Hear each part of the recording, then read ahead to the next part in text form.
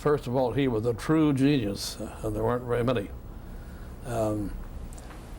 He was able to devise circuits and have an understanding of how the electrons operate and move, actually, that no one else could do. He had a tremendous imagination about things of that sort.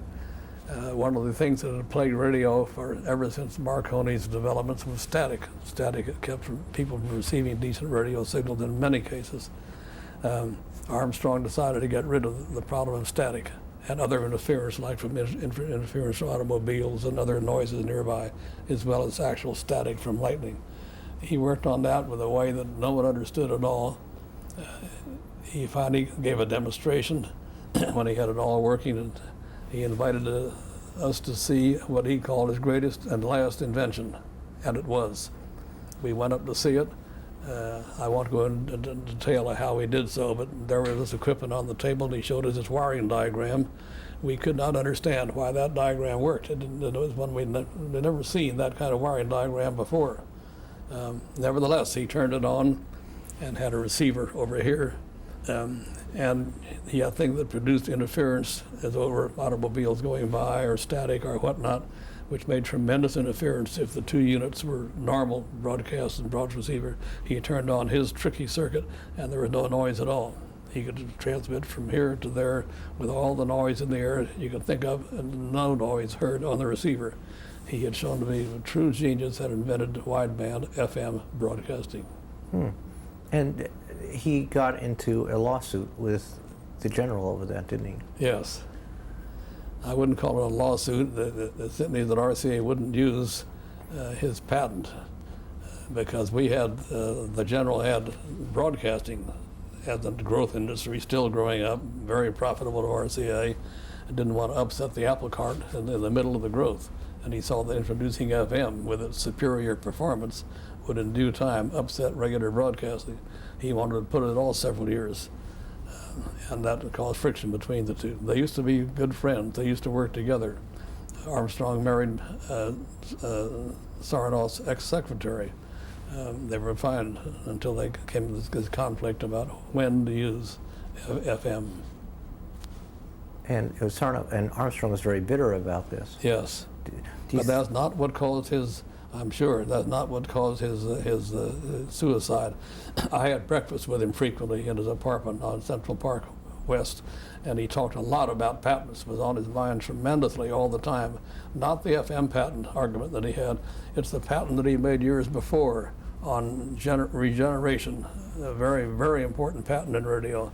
Armstrong understood exactly how regeneration worked. DeForest had claims to have invented it, didn't know why it worked. He did, in a certain sense, invent it, but couldn't tell why it worked. The court gave the patent to DeForest. Sarnoff was Armstrong was very disappointed, and that carried on for years, that frustration, fighting to try to win that patent. I think his suicide was caused much more to the regenerated patent trouble than the FM patent trouble with RCA. Now we talk about the regenerative patent. This is actually the first radio tube. Is that correct? Was that what Lee DeForest was given credit for inventing, was the tube? Yes, but yes, he was given credit for that. But it's the way the tube is used. The patent was on the regenerated circuit, the way to use the tube. And DeForest never did quite know why it worked. Armstrong knew right away. So DeForest got credit for something that he really didn't understand. That's right. And did the IEEE try to rectify? Oh yes, they were the leading technical radio organization of the country, perhaps of the world, and they recognized Armstrong's invention and understanding as being genuine, and they wanted him to. They gave him an award to be the true inventor of the regenerative circuit. A slap in the face against DeForest. But nevertheless, the court had made the decision, and that was that. And just to clarify for people who are watching this regenerative circuit was the basic circuit for radio as we know it. For any good radio, you have crystal sets that had no regenerated circuit that also didn't work very well. Mm-hmm. All the good sets use regeneration, and therefore this was a very important patent. Did Armstrong have any interest in television? Only that he would like to see his method of transmission of audio signals used as the audio part of television, the audio part of the picture. And he succeeded in that, and RCA adopted the FM for television. That was quite a victory for Armstrong. And that FM sound for television really improved the sound of television, Yes, didn't it? definitely. Yeah. People talk a lot about picture with TV, but they talk less about sound. That's because the sound presents no problem. It had the Armstrong's FM, and that works.